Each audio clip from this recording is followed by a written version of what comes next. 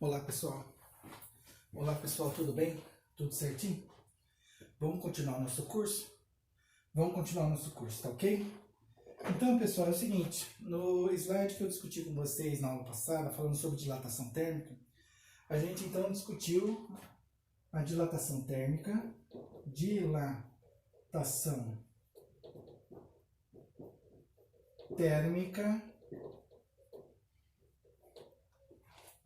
a dilatação térmica linear,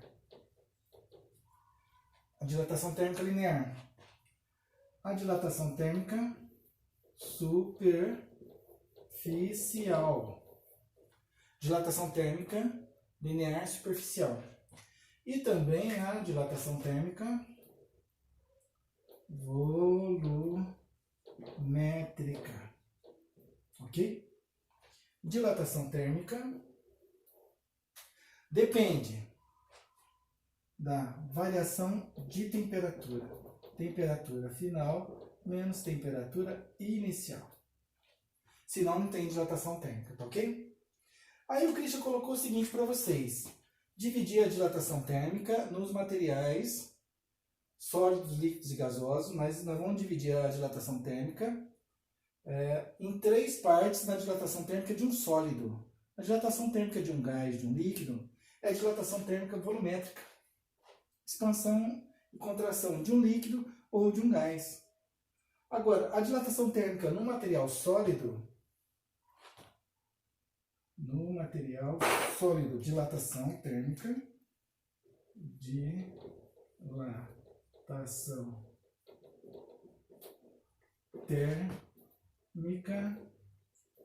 nos sólidos.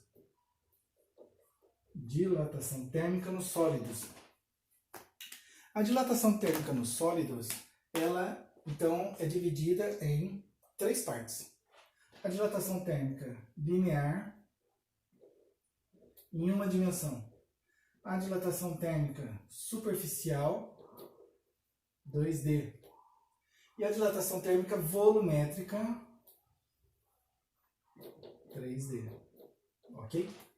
E vou colocar as equações aqui, que você também já viu comigo. A linear, em uma dimensão, que a dilatação térmica é no comprimento, dilatação térmica, ou expansão ou compressão do material, ele pode expandir ou comprimir no comprimento, depende do alfa, do coeficiente de dilatação térmica linear do material. Então, como eu estou falando do material sólido, do chumbo, do cobre, do estanho, do alumínio, cada um tem o seu alfa, coeficiente de dilatação térmica linear. Eu preciso do comprimento inicial, legal, comprimento inicial. Eu pego uma trena, eu pego uma régua e meço a minha referência. A minha referência é o comprimento inicial. E está relacionada à variação de temperatura. Essa é a dilatação térmica linear. Então, para eu calcular a dilatação, a expansão térmica do material, a expansão ou compressão térmica do material, eu preciso saber quem é o material, eu preciso saber o comprimento inicial, eu preciso saber a variação de temperatura. Sabendo isso, eu consigo calcular a dilatação térmica linear. Em 2D. Em 2D, agora é área, é superfície. E a dilatação térmica superficial, que é o ΔA, agora é a área. É um quadrado, um retângulo, um disco, né? Um triângulo. Então, eu preciso saber da geometria. Essa aula vai querer discutir isso com vocês. Geometria. Eu vou fazer um parênteses sobre geometria. Mas ela depende do coeficiente de dilatação térmica superficial, que agora é do alumínio, do cobre, do chumbo, do tungstênio, em duas dimensões. Vai depender da área inicial. Então você precisa conhecer a área inicial. Se ele não fala para você a área inicial, você precisa conhecer. E às vezes ele te dá só as dimensões da área inicial. Se é um quadrado, ele te dá o lado e te dá o lado. Como é que calcula a área de um quadrado? Uma área da superfície de um quadrado. A vezes A ou A ao quadrado. É isso que eu vou fazer um parênteses rapidinho com vocês hoje. sobre geometrias, tá bom? Por isso que eu comecei essa aula com vocês, fazendo um resumo geral sobre dilatação térmica, mas eu vou me concentrar mais em geometria. Se for um triângulo de altura A e essa base aqui, né, de valor A, como é que eu calculo a área de um triângulo? A área de um triângulo é base vezes altura, dividido por 2. Então você precisa conhecer essas equações, você precisa conhecer essas formulinhas, tá ok? Porque eu preciso identificar a geometria inicial. Geometria inicial. Mas também depende da variação de temperatura. Variação de temperatura. Legal. Então, a dilatação térmica superficial é calculada pela variação da área, que ele pode expandir ou comprimir. Um disco, né? Um disco, ou um quadrado, ou um triângulo, pode sofrer aumento ou diminuição de dimensões. O coeficiente de dilatação térmica linear. Coeficiente de dilatação térmica superficial, o beta. Área inicial, variação de temperatura. Beleza, beleza. Se você quiser já saber quem é o beta, Christian, mas não tem a tabela do coeficiente de dilatação térmica superficial. Não. Mas tem o coeficiente de dilatação térmica linear. É você pegar o coeficiente de dilatação térmica linear e multiplicar por 2. Então, esse carinha aqui, ó, é tabelado. Você multiplica por 2, você tem o coeficiente de dilatação térmica superficial do cobre, do alumínio, do tungstênio, e assim vai. E a dilatação térmica 3D? A dilatação térmica 3D, Christian, ΔV, ela pode, no volume, aí eu estou falando uma esfera, estou falando no cubo, estou falando no cilindro. O ΔV vai depender do coeficiente de dilatação térmica volumétrico, que é o gama, vai depender do volume inicial. Então, geometria de novo. Eu tenho uma esfera de raio R, uma esferinha de raio R. Como que eu calculo o volume superficial, ou o volume da esfera? O volume da esfera, desculpa, não é superficial, o volume da esfera. O volume de uma esfera é 4/3 de π r ao cubo. Eu te dei o raio, 1 metro, 2 metros, 10 centímetros. Você eleva ao cubo, multiplica por π vezes 4, dividido por 3. Então, geometria. Você precisa conhecer a geometria. É o foco da nossa aula de hoje, geometria, tá bom? E a dilatação térmica volumétrica depende também da variação de temperatura. Analisa as 3 equações que rapidinho eu coloquei na lousa. Elas têm a mesma estrutura, elas são extremamente parecidas, só que a primeira equação, ela está em uma dimensão. A segunda equação em 2 dimensões, a terceira equação em 3 dimensões. E o gama, Cris, como é que eu calculo o gama?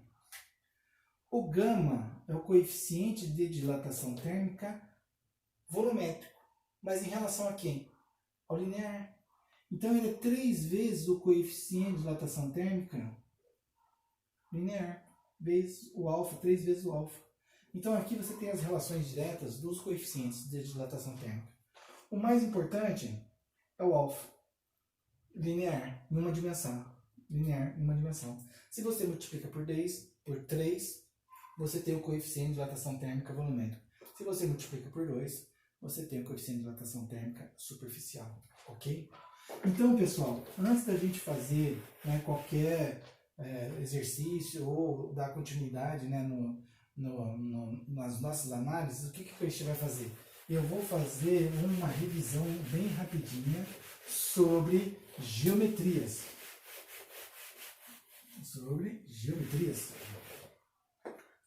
Então, eu vou fazer aqui uma pequena revisão.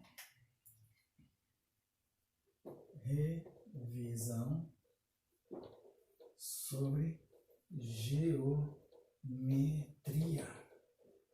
Geometria, exatamente.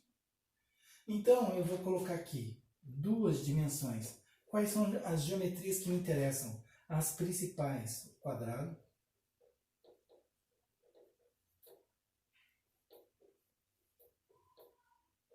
quadrado de lado A. Outra geometria que me interessa.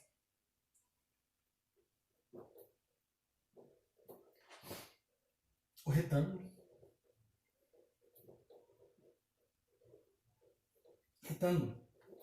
O retângulo parece um quadrado.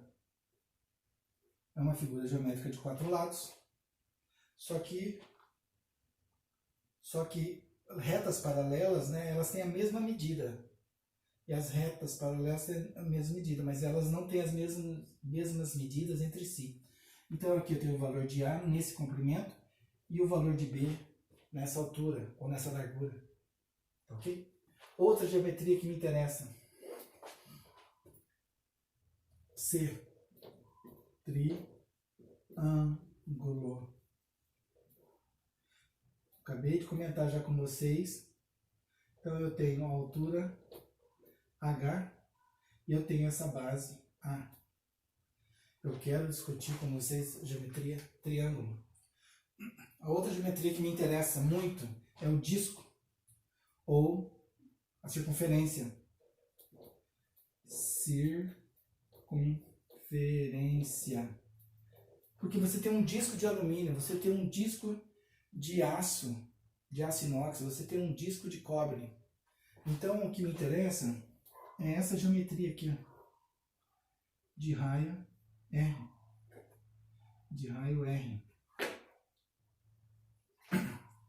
Eu estou considerando a dilatação térmica na superfície do material. Eu sei que todas essas chapas aqui, chapa quadrada, chapa retangular, chapa triangular, chapa disco, né, de alumínio, cobre, tungstênio ou qualquer outro material, elas têm uma espessura.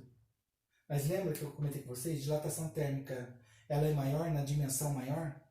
E aqui a espessura é milímetro. E aqui a base, a altura, né, o raio, eu estou falando em centímetros, em metros.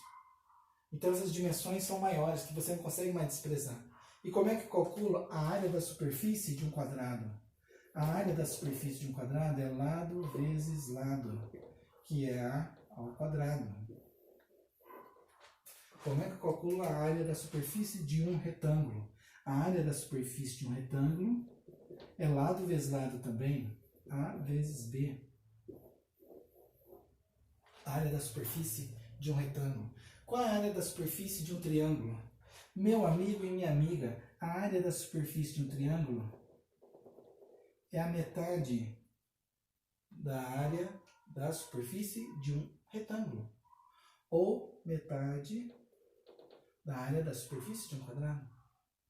Metade. Então aqui vai ser área da superfície de um retângulo é base vezes altura dividido por 2. Se eu coloco aqui na altura, coloco um B, ia ser AB dividido por 2. Confere ou não? Entendendo? E quero fechar agora discutindo a geometria, a circunferência. Qual é a área da superfície de uma circunferência? A área da superfície de uma circunferência é πr ao quadrado. E não esqueçam que o raio é a medida do centro da figura geométrica, circunferência, até a sua extremidade. A distância entre as extremidades opostas em relação ao raio se chama diâmetro. Então, às vezes acontece de você ter como informação o diâmetro. O diâmetro que é igual a 2 vezes o raio. Então, se você quiser saber o valor do raio, pega o valor do diâmetro e divide por 2. Ok? Então, pessoal, essa é a primeira parte da nossa aula falando de geometria 2D. Geometria 2D. Agora eu vou fazer um pequeno resumo com vocês da geometria 3D. Ok?